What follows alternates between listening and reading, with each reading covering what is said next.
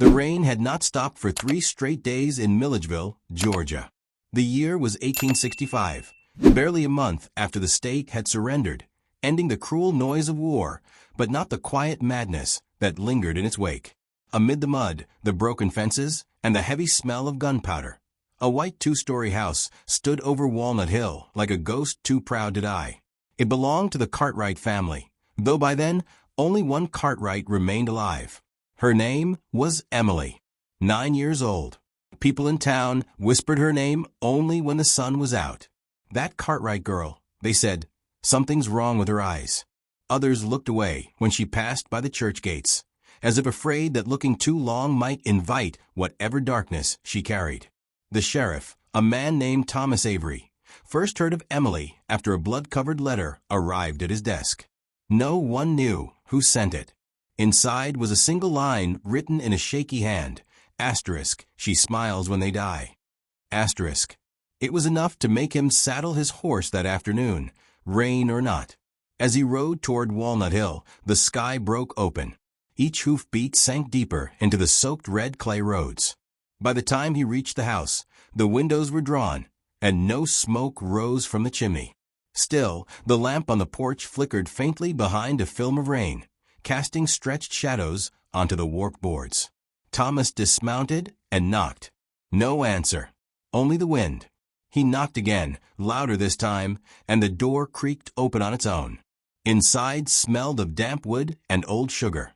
The hallway was silent except for the faint, rhythmic drip of rain leaking through the roof. Dust floated like pale ash through thin strips of light leaking from the broken shutters. "Miss Cartwright," his voice echoed. "Emily?" He stepped deeper into the hall, boots sinking into the rug soaked with something darker than rainwater. He knelt, touched it, and lifted his fingers, sticky crimson. Dried blood. Not hours old, but days. From the kitchen came a noise, a knife sliding against porcelain. Thomas reached for his revolver.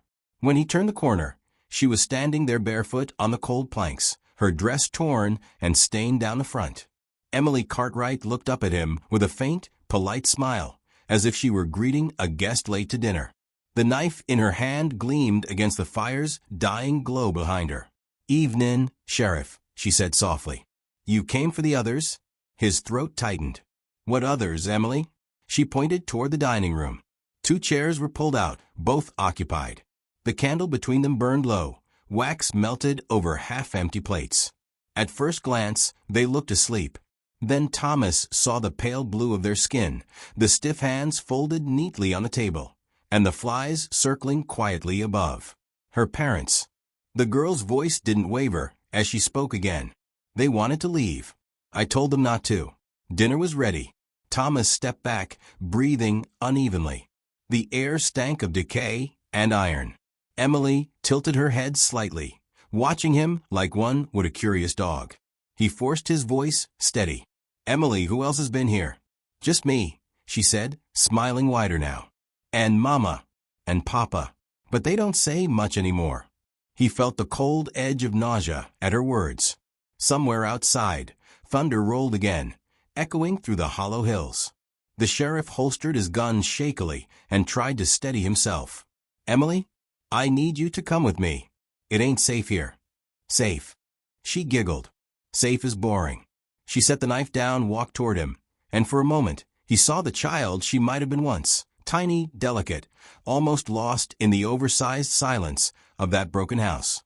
But then she looked up again, and her small smile deepened into something else, an expression half curious, half empty. "Do you believe in bad blood, Sheriff?" she asked. He didn't answer. The question didn't sound like hers. It sounded older, heavier, borrowed from someone else's memory. He took her hand and led her outside into the storm. The house seemed to inhale as the wind slammed the door shut behind them. Inside that desperate breath of thunder and rain, Thomas Avery thought, for the briefest moment, he heard laughter, soft, high, and cruel. Later, when he brought Emily into town, the doctor asked if she had seen what happened. She nodded. "Yes," she said simply. "I saw it all." "And who did it?" the doctor pressed. Emily's eyes met his, wide and calm. "I did," she whispered. "But they made me smile. Weeks passed, and people came from as far as Savannah and Atlanta to see the girl accused of murdering her parents. Some called her possessed. Others said the war had broken her mind, like it broke everything else. But Sheriff Avery knew there was more to it. Something deeper in that house on Walnut Hill. Something that had started long before the blood on the floor. He returned there one last time, late at night, carrying only a lantern and a notebook.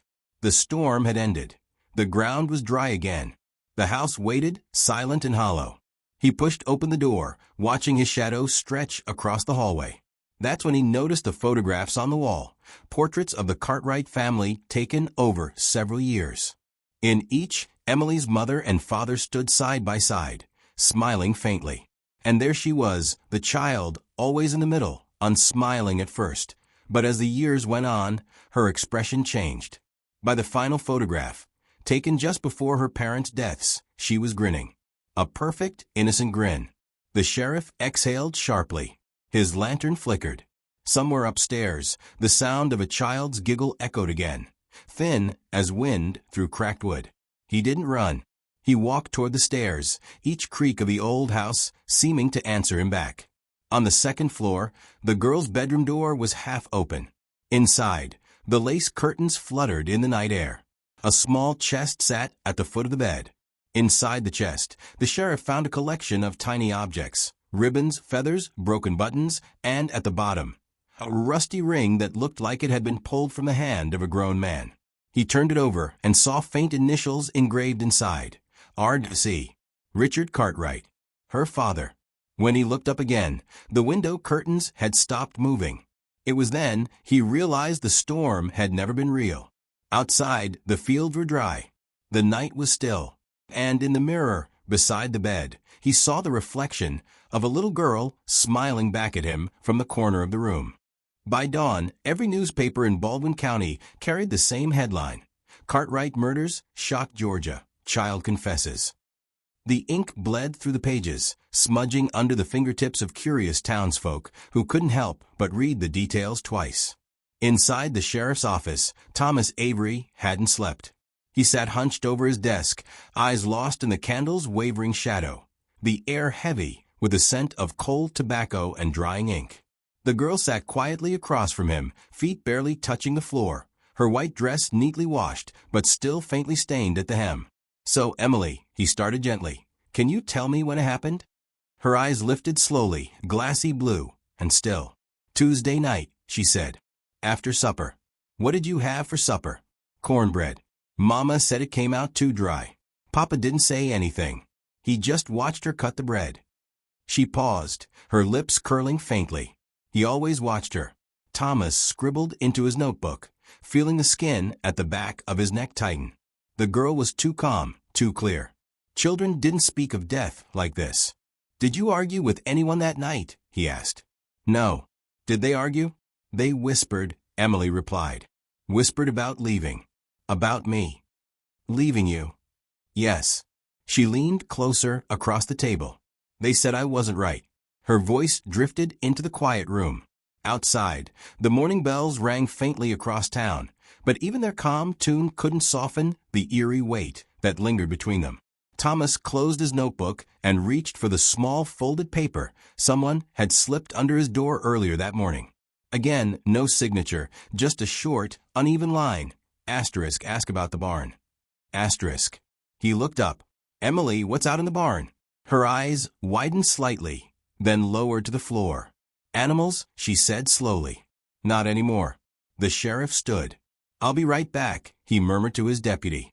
The barn stood behind the sheriff's office, a mile from Walnut Hill, where he had moved the evidence for safekeeping. As he pushed the door open, a smell of rot and hay drifted out, familiar, foul, undeniable. Beneath a loose wooden plank, he found what the note had warned him about. 3 small piles of bone fragments carefully wrapped in white fabric. Each piece looked as though it had been cleaned, arranged, almost studied. Back inside, he faced the child again. "Emily," he said, voice low. "Do you know what was in the barn?" "Yes." "Whose bones are those, child?" Her small fingers touched the edge of her chair. "They weren't people," she whispered. "Not all of them." The sheriff stiffened. "What do you mean, not all of them?" Emily looked up, her expression still strangely soft. The others were rabbits. I buried the bad ones. They screamed too much. Thomas had seen battlefields emptied by war, broken men, mothers crying in doorways, children starving in muddy yards. But the look in Emily Cartwright's eyes frightened him more than any of that. Not because of madness, but because of its absence. When the county doctor examined her later that afternoon, he found her pulse steady, her speech coherent. "She knows what she did," he told the sheriff, removing his glasses with a sigh. "She's not delusional. But I'll tell you this, something or someone has taught her cruelty." "Her parents?" Thomas asked. "Perhaps. Or something older, deeper. It's generational, Sheriff. These things don't appear from nowhere." The investigation widened. Neighbors were questioned. Old servants came forward, speaking in hushed voices. A former housemaid, Addie Mae, swore she heard Richard Cartwright shout one night, "We made a mistake with her," before a door slammed shut. Emily's mother, Margaret, had once been described as a woman with too much silence in her. People remembered her walking alone through the fields at dusk, whispering to herself. They said she prayed not for forgiveness, but for escape. The sheriff wrote everything down, every rumor, every whisper, but none of it explained the calm way a 9-year-old could watch death and smile. One evening, while reviewing his notes, the deputy entered with a wooden box wrapped in linen. "From the Cartwright attic," he said. "You'll want to see this." Inside were Margaret's letters, yellowed and aging, written in an elegant hand. Most were to her sister in Savannah. The last few, however, were never sent. They were addressed simply to "my child." Thomas unfolded one carefully. "My dearest girl, if ever the day comes when you look upon me with those eyes your father fears, remember that it was not your fault. There is something in this house that clings to us. Your grandfather felt it too. It takes what it wants, and it smiles while it does so." He froze. The air in the room seemed to turn colder. He read the line again, then again. "Takes what it wants. Smiles while it does so." The next morning, he carried the letters to Dr. Latham, the town physician, hoping the man could make sense of them. The doctor frowned as he skimmed the pages. An inherited sickness, perhaps emotional disturbance, neurosis. It may run through the bloodline. Or maybe something in that house, Thomas said quietly. "That's for priests to decide, not doctors," Latham replied. But Thomas didn't believe in curses or spirits. What he believed in were patterns, small truths hiding among lies. So that evening, he went back to Walnut Hill again. The once white house now seemed smaller under the fading autumn light. The windows gaped like missing teeth. In the parlor, dust covered the furniture like a final blanket. He moved slowly, careful not to disturb more than he must. In the corner of the room, half hidden behind a collapsed bookcase, he found a small, leather-covered diary marked with the initials R.C. Richard Cartwright's. He opened it. The early pages spoke of the plantation business, the hardships of rebuilding after the war, mundane notes of money and crops. But halfway through, the tone changed. Margaret says she hears her father's voice again at night. The girl woke screaming yesterday. Said someone was sitting on her bed. I searched the room. Nothing there. But the look in her eyes, it was the same look her mother had when she lost the baby. Thomas turned the page. I cannot stay much longer. Margaret is slipping away. The child doesn't cry anymore. She watches. She waits. When she smiles, I see my father. God forgive us. The diary ended abruptly, the last page torn out. Back in town, the sheriff realized he now carried more questions than answers. The pattern wasn't about war trauma or madness. It was about lineage.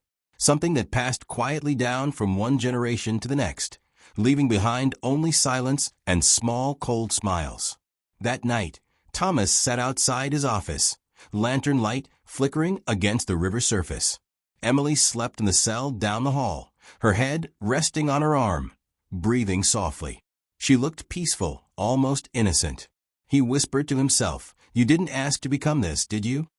But Emily stirred, half awake, and said in a flat voice, "Don't talk to me when it's quiet, Sheriff. That's when it listens." He froze. "What listens?" he asked. She turned her head toward the wall, eyes still closed. "The house," she murmured. "It doesn't like to be alone." And then she smiled again, slowly, faintly, just as thunder rumbled far off over the hills, though the sky above Milledgeville was perfectly clear. For weeks, rumors of the Cartwright case grew into something darker, heavy with superstition. People stopped calling Emily by her name. They called her the smiling child, a phrase that rolled through taverns and kitchen tables like a ghost on every breath. Some swore they had seen her reflection in the windows of closed shops. Others said the sheriff had taken her in not to protect her, but to keep something worse from slipping loose. Sheriff Thomas Avery couldn't sleep. Each night, he wrote in his logbook until dawn, dates, observations, fragments of conversation. No theory made sense. He had seen killers confess easily, liars weep, soldiers break, but nothing compared to the calm presence of that child, sitting quietly in her cell with her hands folded, smiling softly at the wall. One morning, as the church bells tolled for Sunday Mass, a knock came at the sheriff's door. A woman entered, elderly, thin, and dressed all in gray. Her hair was coiled tightly beneath her bonnet, and her eyes, sharp, bird-like, studied him with unsettling familiarity. "Name's Ada Cartwright," she said. "Richard's aunt. Emily's great-aunt." Thomas gestured for her to sit. "You came all the way from Savannah?" "I did. Got your telegram. You said the girl confessed." "She did," he replied slowly. "But it don't sound like any confession I've heard before." Ada's lips pressed thin. "No, it wouldn't. Not with our blood." He studied her face. "Your blood." Ada folded her hands. "Let me tell you something, Sheriff. The Cartwrights built their wealth fast and cruel. My grandfather, Robert, was a trader, a man proud of his good fortune. He believed misfortune was a thing you could bury if you threw enough dirt over it." She leaned closer.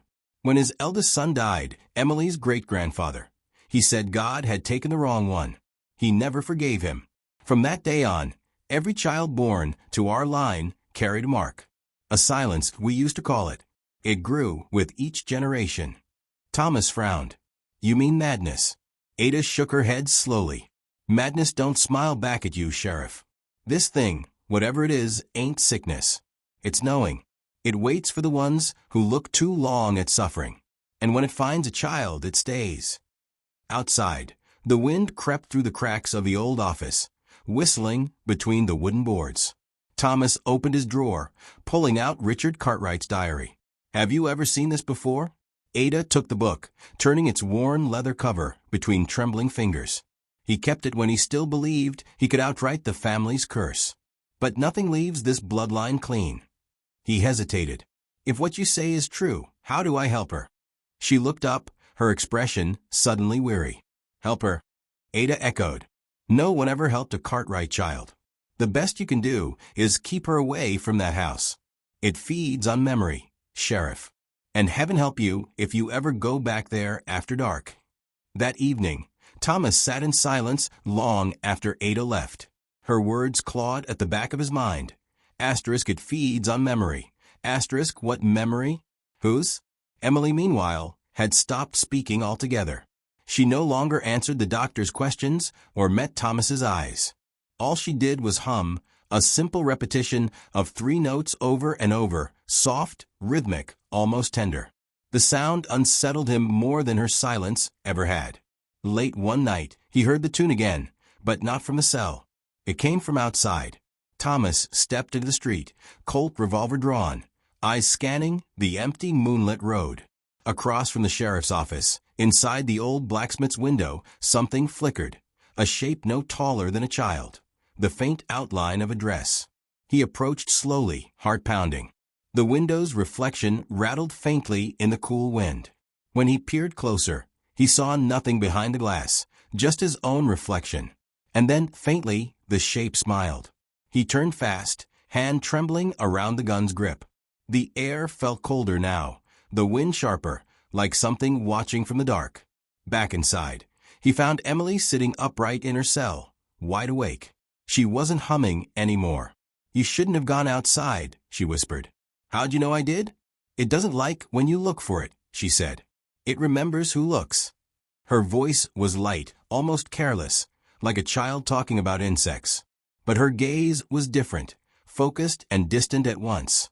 Thomas rubbed his eyes. Emily, tell me, what do you see when you smile like that? She blinked slowly. She said. Your parents. No, the others. What others? Her fingers tapped gently on the wooden table, 1, 2, 3, 1, 2, 3, the same rhythm as her song. They came before me. They showed me what to do. Papa watched too long. Mama tried to run. They told me to stop her. The sheriff's chest tightened. Emily, he said softly, nobody told you to hurt them. You're just confused. But she shook her head. You don't understand. It needed to be finished. They said so. That night, long after she'd fallen asleep, Thomas reread the unsent letters from Margaret Cartwright. Every sentence rang with dread. One line in particular stayed with him.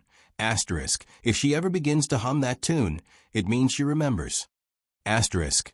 The next day, a messenger arrived from Macon carrying orders. Emily was to be transferred to a state asylum for juvenile offenders until trial. It'll be safer there, the messenger said. But Thomas wasn't sure for whom. He accompanied her on the journey north, the child sitting quietly in the back of the wagon beneath a gray shawl. The autumn wind tore through the cypress trees lining the narrow road. Emily leaned her head out slightly, watching the world blur past. Do you think they'll like me there? She asked. He swallowed hard. If you behave, they'll treat you well. She smiled. They always like me at first. The asylum loomed at the edge of a pine forest, an old Confederate hospital converted for the misguided youth. The building's red bricks seemed bruised by time. Its windows were high and narrow, its halls echoing with faraway screams. Thomas stayed until the forms were signed. When he turned to leave, Emily grabbed his wrist. Her small hand was ice cold. Don't go back, she whispered. It's awake now. He tried to pull away, but her grip tightened. Promise me. I promise, he said and meant it. But promises made in fear rarely last. A week later, the telegram arrived. Asterisk, young Emily Cartwright escaped during the night. One nurse dead. Cell locked from inside. Asterisk. Thomas dropped the message, face pale. He read it again and again, each word heavier than the last. Outside, clouds gathered thick over Milledgeville, like bruises spreading across the sky. That evening, he took the road out to Walnut Hill once more. He told himself it was only to confirm the house was empty, to finish what began months ago. But part of him knew better. The front door hung half open, the wood swollen from months of rain. The air smelled faintly of lilies, Margaret's perfume still lingering. He stepped inside, lantern raised. And there, on the dining table beside two rotting plates, lay something new, a fresh scrap of white ribbon tied into a bough. A child's ribbon. As the wind caught the loose shutters, something above him shifted. The sound of small bare feet running across the floorboards. Thomas looked up. For a brief, wavering moment, he saw her. A girl standing at the top of the stairs, hands clasped in front of her, head slightly tilted. She was smiling. Emily, he called softly. The girl tilted her head further, the shadows swallowing her face until only that smile remained. And then she whispered, barely audible, drifting through the silence like a memory. Home, Sheriff. Just home. The rain came again that night, hard and sudden, as if Georgia itself wanted to wash the memory of the child away. Sheriff Thomas Avery rode through it with a lantern swinging from his saddle, the beam cutting through the downpour like a trembling heartbeat. His horse resisted, nostrils flaring as they neared the hill, the ground slick with mud. Walnut Hill was waiting, silent, black against the sky. He stopped at the fence line and stared at the house. The windows reflected faint flashes of lightning, each one making it seem alive, breathing in the stormlight. He remembered his promise to her. Asterisk, don't go back. It's awake now, asterisk, but Emily was gone, and the asylum said the trail led back here. A child couldn't vanish into thin air. She had come home. Inside, the house groaned with every gust of wind. Even with the storm outside, the air felt still, unnaturally still. Thomas's boots pressed into the warped floorboards as he stepped across the threshold. Rainwater dripped from the brim of his hat. He whispered to himself more than to the house, "You're not real, child. You're something someone made you to be." Thunder answered. He swept his lantern beam across the drawing room. Everything stood as he'd left it weeks before, 2 broken chairs, a table split down the center, the portrait of Richard Cartwright falling apart on the wall. But now at the base of the stairs, he saw something new, a trail of small, damp footprints leading upward. Children's footprints. He followed them, one slow step after another, the wood creaking beneath him. The house was swelling with sound, the groan of nails, the drip of water, and something else. A humming. 3 notes, clear and sweet, carrying down the hall. He reached the 2nd floor. The light flickered. The tune came from the end of the corridor where Emily's room waited, its door half open. He pushed it gently, and the hinges screamed in protest. The lantern illuminated the small iron bed, the lace curtains, the cracked mirror. On the floor lay another ribbon, tied neatly in a bow. Thomas picked up with shaking fingers. "Emily," he whispered. No answer, just the lingering echo of the rain on the windows. Then from the corner of his vision, movement, a flicker of white. He turned sharply. She was standing by the vanity, reflected in the cracked mirror. Pale, still, her dress torn but clean, her face calm beyond years. "Emily," he said again, his voice trembling now. "You need help. Come with me, we'll—" "You promised too easy," she interrupted. Her voice was flat, older somehow. "You said you'd never come back." He froze. "Where have you been?" She tilted her head, as if the question confused her. "Here. Where else would I go? They don't let us leave." "Us." Emily smiled, and behind her reflection in the mirror, faint outlines began to form. Shadows of smaller figures, children standing in rows, faces blurred, all watching him. Their mouths didn't move, but their gazes spoke louder than screams. He stumbled back, nearly dropping the lantern. "What are they?" "They were lonely," she said simply. "Like me." Lightning cracked through the window, and for a moment the figures vanished. But the sound that followed wasn't thunder. It was laughter. Thin, distant laughter that seemed to come from every direction, folding in on itself until it filled the house. Thomas turned toward the door, but it slammed shut. The lantern flame danced wildly, gasping for air. "Emily," he shouted, "this isn't real." She took a step forward, eyes glimmering. "Real? Sheriff, you ask that as if it matters. You saw what Papa did, what Mama hid. You read their words. You feel it now, don't you? That house was never theirs. It just wore their skin." His heart pounded. "You killed them," he rasped. Her smile widened. "No, the house did." She placed her hand on the wall beside her, stroking the cracked wallpaper tenderly. "I just helped it." The lantern flame flickered and died. Darkness swallowed everything, leaving only her voice. "They taught me to smile, Sheriff. Smiling makes the fear go away." He fumbled with his matches, managed to strike one. The sudden flare of light revealing the room empty again. The bed, the mirror, the ribbon, all still. Only the footprints remained, now leading back toward the hall. Thomas ran. Lightning lit the corridor. The walls seemed to breathe. Paintings watching. Curtains shifting though the windows were shut. He stumbled down the stairs, the sound of small feet following above him. Quick and playful, like a child's laughter turned cruel.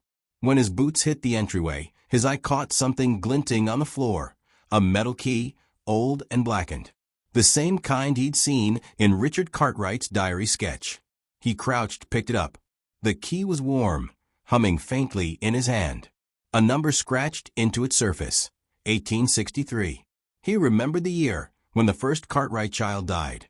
Behind him, the front door slammed open with the wind. He turned. Rain poured in like a sheet of glass, blinding him. In its blur, he could almost make out figures standing in the yard.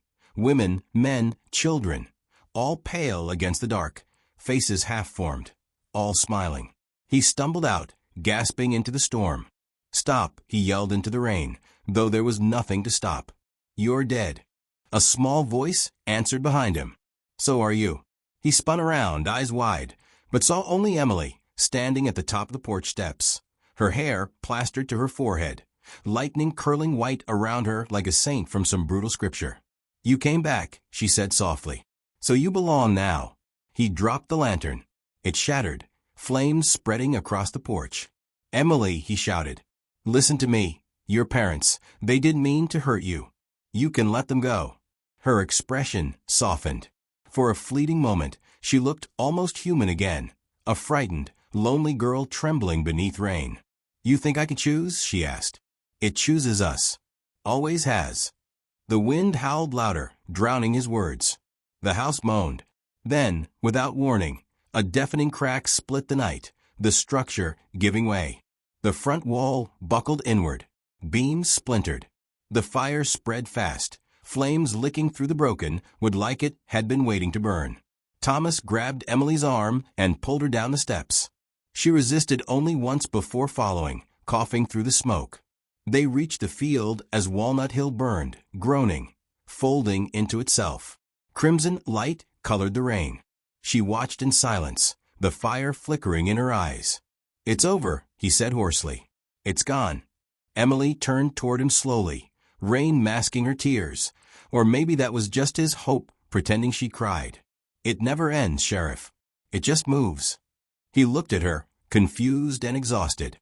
"Moves." She nodded. "Houses are made from wood. Wood remembers." A fresh gust of wind swept across the hill, carrying with it the sickly smell of heat and rot. The flames hissed as rain met fire. The sound faded to a low, steady hum, the same tune she had hummed for weeks. Thomas turned toward her, but she was no longer beside him. The girl was already halfway down the road, walking barefoot, hair shining silver under feverish lightning. He called her name once, twice, but she didn't look back. The sheriff stood there until dawn, soaked to the bone, watching the house crumble into ash. When the wind stilled, something drifted down from the smoke, a single, untouched white ribbon. He caught it without thinking. Still warm. And when he looked back up the hill, in the place where the house had stood, he could swear for a moment, in the thin curl of smoke, he saw the outline of a child, smiling. Later, when townsfolk asked where she'd gone, he only ever said the same thing. She went home.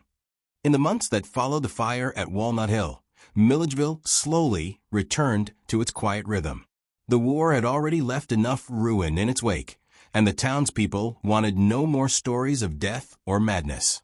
They boarded up what was left of the Cartwright estate, declared it cursed, and stopped speaking her name.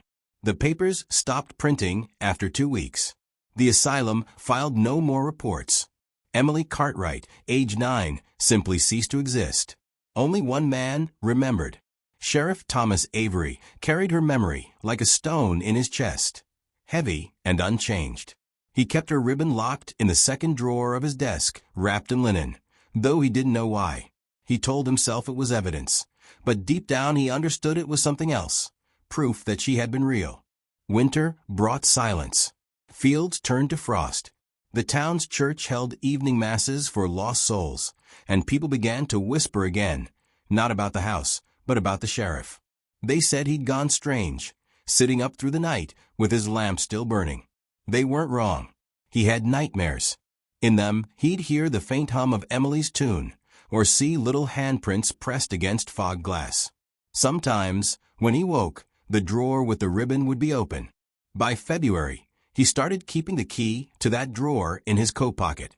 One afternoon, Reverend Collier came to visit him. The pastor was a tall, tired man with a voice too soft for sermons, but strong enough to reach guilty hearts. "Tom," he said kindly, setting his hat on the table, "you look like you haven't rested since the fire." The sheriff leaned back, rubbing his temples. "Resting's a luxury, Reverend.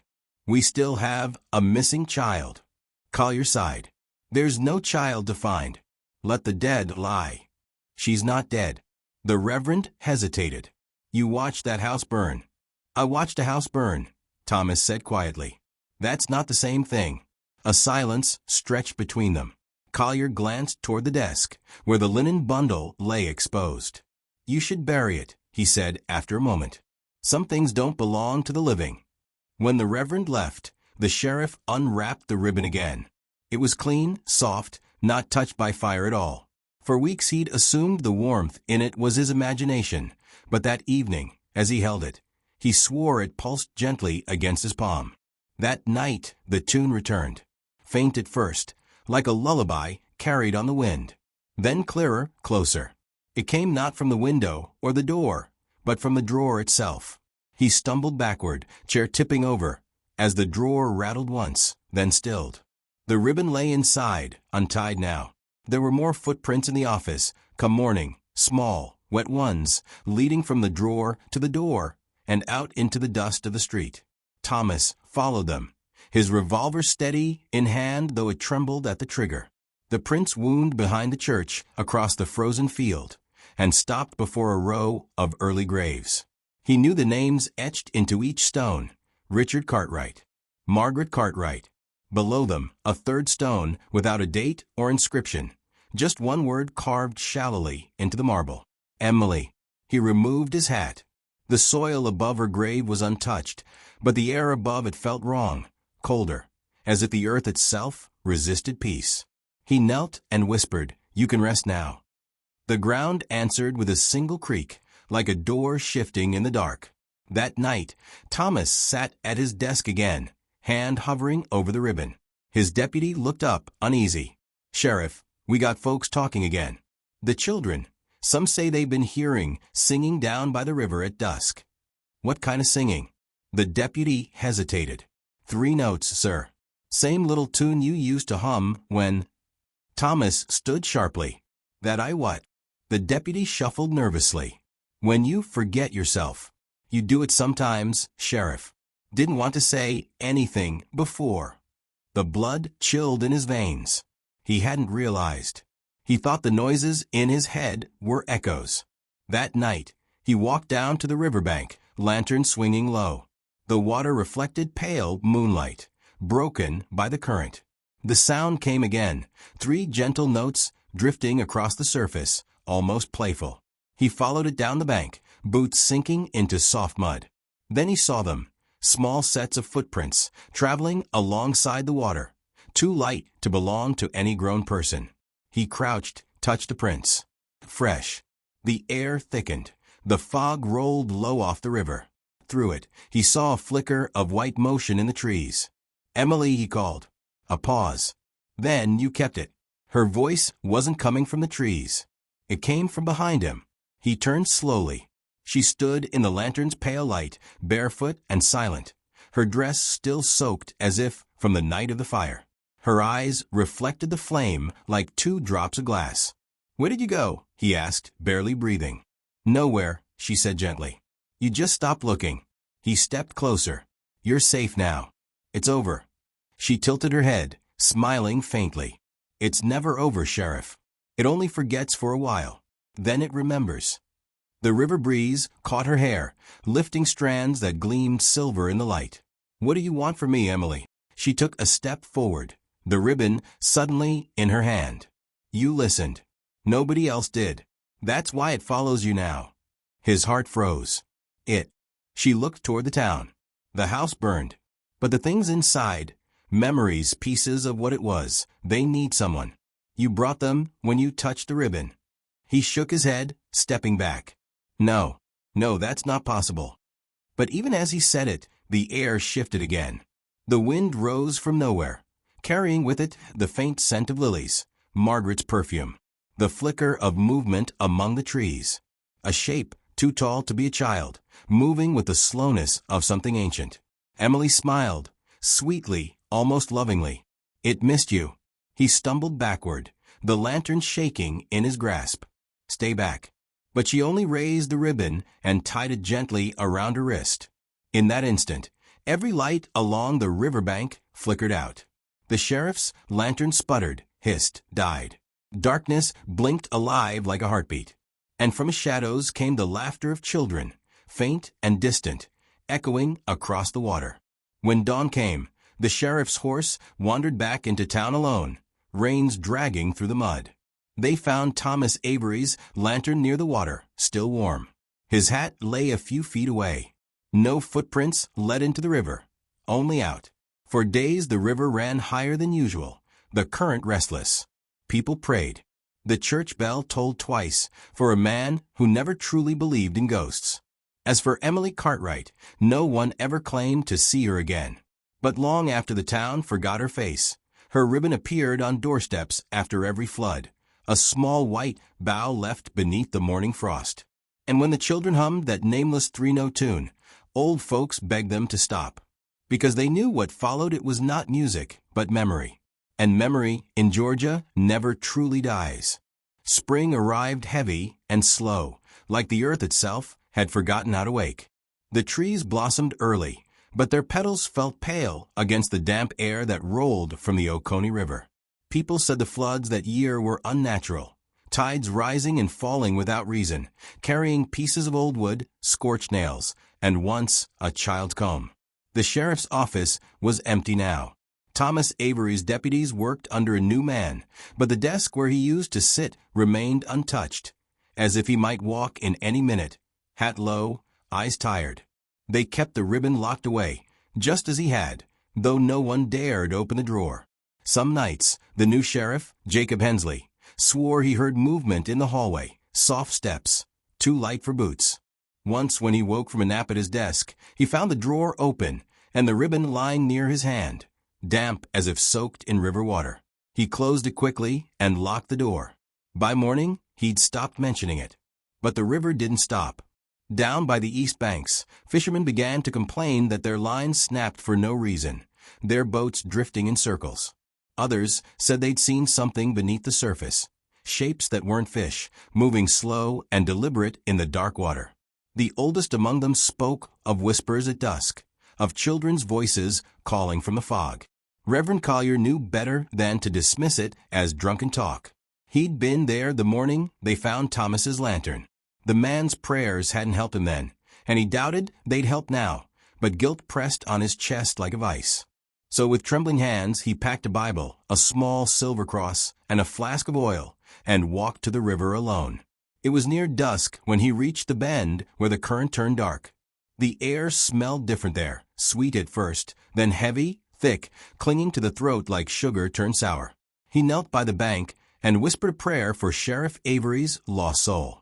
When he opened his eyes again, the water stirred. Ripples stretched outward in perfect rhythm. 1, 2, 3. The same rhythm as Emily's tune. Collier stood, fear knotting his stomach. "In the name of the Lord," he began, but his voice faltered. The water had begun to boil, churning violently, without wind or reason. From its surface rose a small object, white, fluttering, carried by the current until it rested at his feet. It was a ribbon. He tried to step back, but his boots sank deep in the mud. The river pulled at him, not hard, not violent, but steady, like an unseen hand closing slowly around his ankles. Then he heard her voice. "You shouldn't have buried me, Reverend." He froze. The voice came from everywhere, the water, the air, the fog. It was calm, soft, unmistakably hers. "I didn't bury you," he whispered. "I prayed for you." "That's the same thing," she said. He felt a sudden coldness rising up his legs, numbing his knees. The river was too calm now, impossibly still. He looked down and saw his reflection change. The eyes in the water weren't his. They were sharper, smaller, blue. Terrified, he yanked himself free and stumbled back onto dry land, gasping. The ribbon stayed where it was, half floating in the shallows, white against the black water. By dawn, he was gone. His flask, his Bible, and his boots were found at the exact spot he'd knelt. The ribbon had vanished. After that, folks started avoiding the river altogether. Children were warned to stay away, and even the animals seemed to sense something wrong. Hensley closed the case and sealed the sheriff's office permanently, declaring it a matter best forgotten.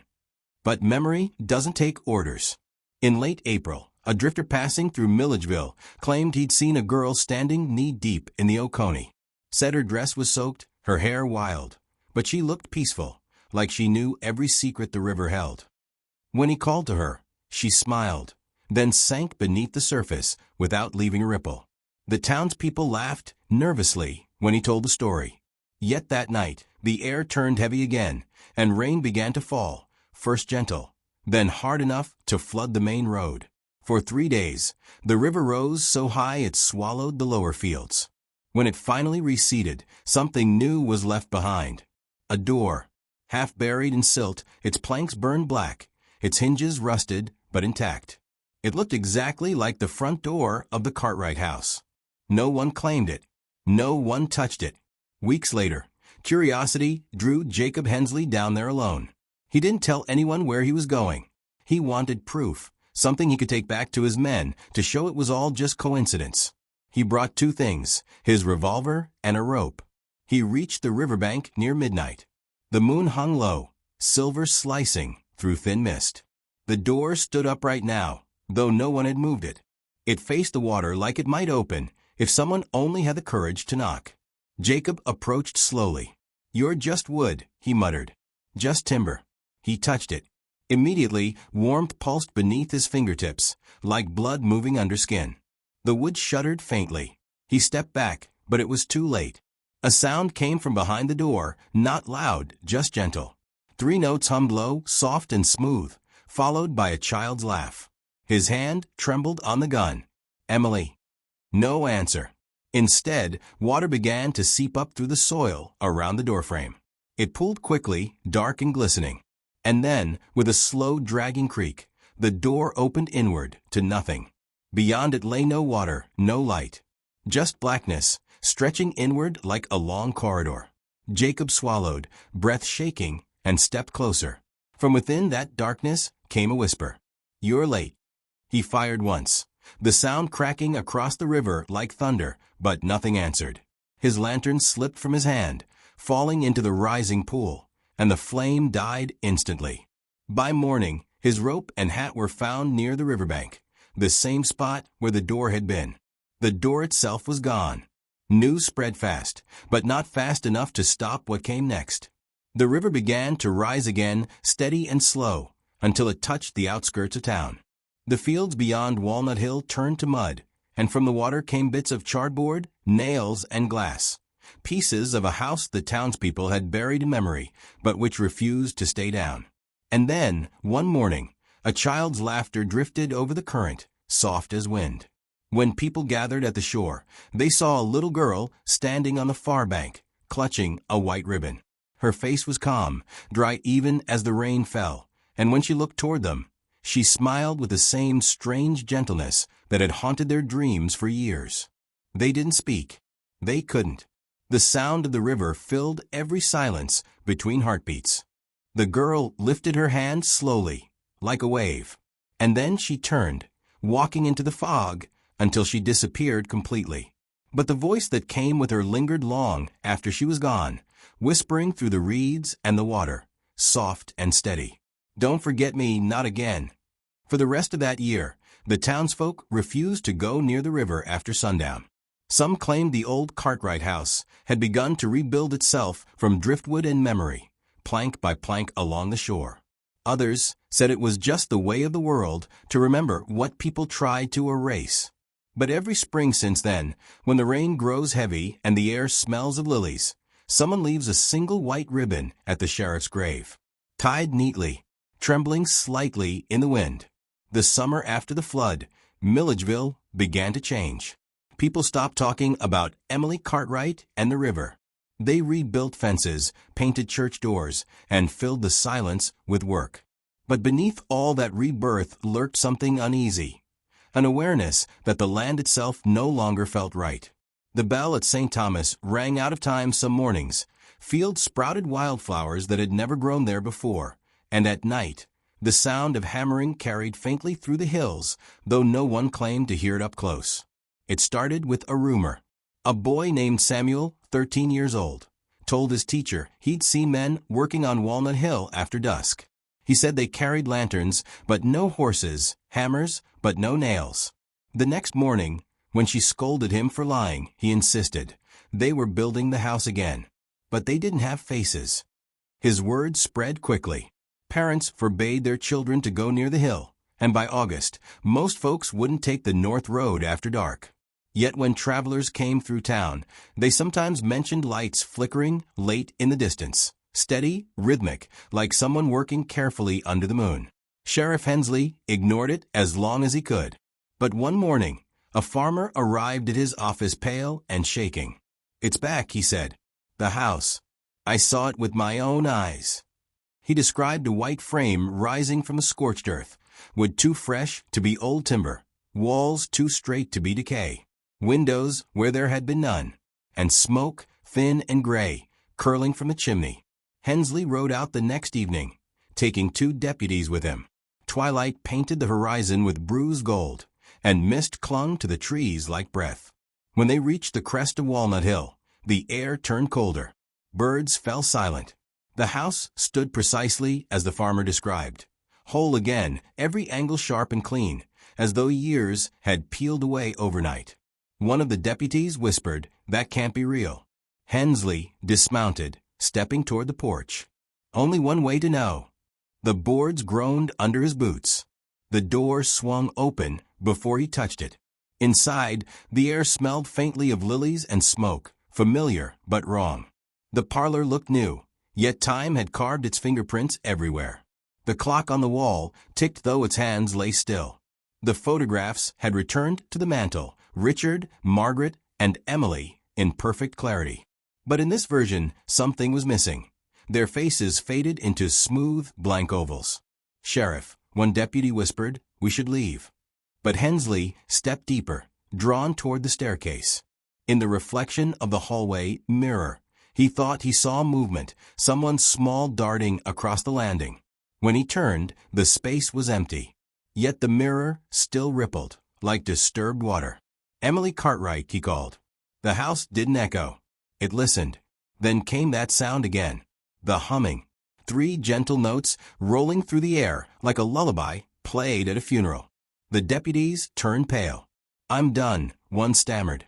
"That girl's dead, Sheriff." The other shook his head. "We ain't supposed to be here." But Hensley kept walking, each step heavier than the last. The stairs felt alive, the handrail warm beneath his grip. At the top, the door to Emily's old room hung halfway open. Light pulsed faintly from inside, white and irregular like a heartbeat. "Emily," he whispered again. Inside, the room glowed faintly blue. The curtains swayed though no wind touched them. In the center, the same small chest the old sheriff had once found sat open, revealing its contents untouched, buttons, feathers, a rusty ring. But now there was something else. A badge. Sheriff Thomas Avery's badge, gleaming, wrapped in a white ribbon tied like a gift. Hensley's knees almost buckled. He reached for it, but the moment his fingers brushed the ribbon, the lanterns downstairs flickered and went dark. Everything fell into night. He stood frozen. The glow faded, but a shape remained, a small figure by the window, back turned. "You came late," the child said softly. He came on time. Hensley stepped backward. "Emily, you shouldn't have opened the drawer," she continued, voice calm and close, though she hadn't turned. "It remembers the ones who touch its things." "I didn't open anything," he said, voice breaking. "But you wanted to." She turned then, and though he'd braced himself, the sight still ripped the breath from his lungs. Her face was the same porcelain calm as in the photographs, but her eyes had changed, no longer blue, but gray, silvery, reflecting everything around her. For a second, he saw himself inside them, standing small, terrified, like a doll trapped behind glass. "What do you want from us?" he asked. "To finish what you started," she said. "He burned the house, but you all kept the drawer. You kept the promise alive." Then she smiled, and the air shattered. The lamp burst into flame. The walls trembled, groaning like a beast stretching after sleep. One deputy screamed from below. The other fired his pistol into the dark, 3 deafening cracks, and was cut silent. Hensley bolted down the stairs, smoke thick around him. He saw fire spreading across the ceiling, but no heat touched him. The flames bent away, forming shapes, a child's outline, perhaps, or many of them. He stumbled out into the yard, coughing. The deputies were gone. Only footprints led into the mud. He turned toward the house, but it no longer burned. It stood whole again, serene, with soft candlelight glowing through its windows, as if nothing had happened. And there she was, framed in the doorway. Emily Cartwright, barefoot, her white dress free of ash or dirt. "You keep rebuilding," she said gently. "So I do too." Then the door closed. By morning, Hensley's horse returned to town without him. People went searching, but Walnut Hill looked empty. No ash, no damage, only footprints circling the porch, adult and child, mingled. Weeks passed before anyone dared approach again. When they did, the house was gone. Just grass and soil. But the earth beneath their feet felt hollow, as though something moved under it in slow, steady rhythm. Years later, Milledgeville changed with the world.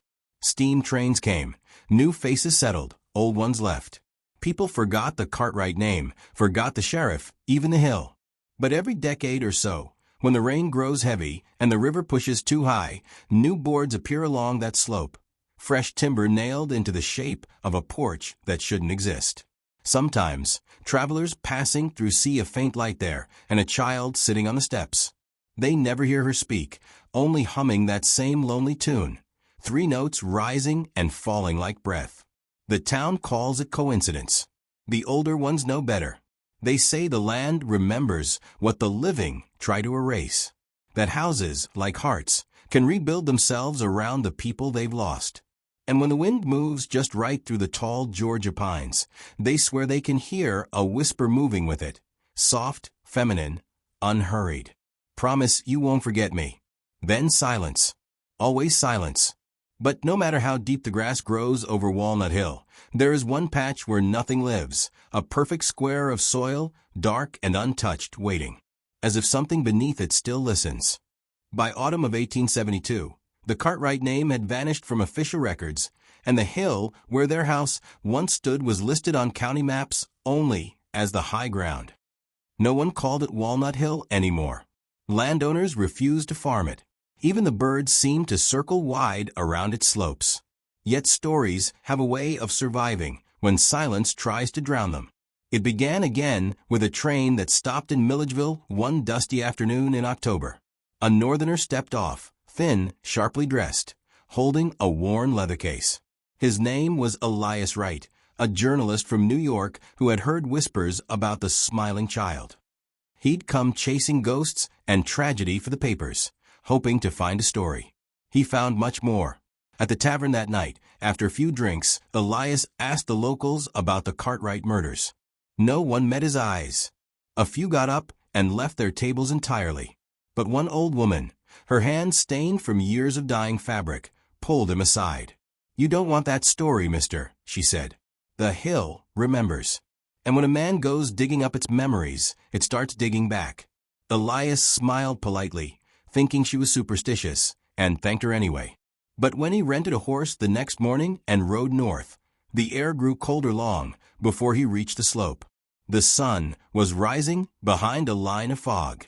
Through it he saw the remains of the fence, broken posts jutting up like ribs. At the top, where the house should have been gone, something stood, a frame, skeletal and incomplete, built from mismatched timber. None of it looked old enough to belong to the war years. Still, he climbed toward it. In his mind, the story was already writing itself. The haunted hill of Georgia. One man faces the legacy of a child killer. He'd return to New York richer, maybe even famous. But fame has always been a poor substitute for sense. When he reached the top, the wind stopped. The world turned absolutely still. Not silent, still, as if sound had forgotten how to exist. The frame before him, though only partial, seemed impossibly intact. Each nail gleamed. Every board hummed faintly like a taut string. He pulled out his notebook and began sketching. That's when he noticed the small white object pinned to one of the wooden posts. A ribbon, tied neatly. Its edges fluttered even though there was no wind. He touched it. Instantly the boards shuddered beneath his hand. A shock ran through the frame, spreading outward with a low vibration. The fog thickened. Then came a smell he recognized from train yards and burned fields, smoke and sugar, old and clinging. When he looked again, the outline of the house was no longer a skeleton. It was whole. Windows gleamed where there had been gaps. The porch stood waiting, planks polished. Curtains moved in the wind that wasn't there. For a moment Elias told himself he was dreaming. But the air pressed around him, heavy, real. He stepped forward and heard the unmistakable creak of wood accepting a guest. Inside, shadows slanted across clean wallpaper. A grandfather clock stood ticking at the end of the hall, though its glass face reflected nothing. On the wall, photographs hung in perfect alignment, a family of 3, smiling faintly. Beneath them lay a single caption carved into the frame, in laughter, remembrance. He turned the photo over, expecting a date, a signature, anything. Behind the glass was no paper, only a smooth mirror that showed his own reflection, and, somehow, a small figure standing just behind him. He spun around. The hall was empty. Elias's breath grew shallow. He muttered to himself, "It's just memory. Just a house." But memory listens. And this one had been waiting. Music began faintly, 3 single notes, repeating in soft rhythm from somewhere upstairs. Childlike, eerie. He climbed before he could stop himself, notebook still in one shaking hand.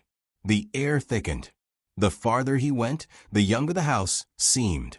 Dust peeled backward off furniture. The smell of sugar grew sweeter. At the top stood a single door cracked open, light seeping through. He pushed it gently, heart hammering. The room inside was small and perfect. Toys aligned neatly, curtains flowing as if from a long-forgotten breeze. A chest sat at the foot of the bed. He knew, before he looked, what would be inside. Ribbons. Dozens of them. White, pink, blue. Some frayed, others pristine. And resting atop them, like a crown on a pillow, was the sheriff's badge he'd read about in the archives of Atlanta. A faint voice drifted behind him. He should have stopped building. He turned. Emily stood in the doorway. She couldn't have been more than 10, hair damp, as though she'd just come in from rain. Her eyes, pale and reflective as glass, blinked once. "Who are you?" he whispered. "You're writing about me," she said simply. He stammered. "How?" "Everyone writes about me. They just forget how it ends." Every family hides secrets, some so dark they should never see the light of day.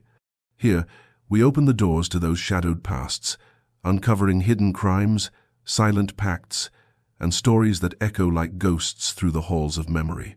If you've made it this far, it means you also carry that forbidden curiosity. So don't hesitate. Subscribe to the channel now, turn on the bell, and follow our next revelations. Because every day, new secrets emerge, and only those who dare to face the truth remain to hear them.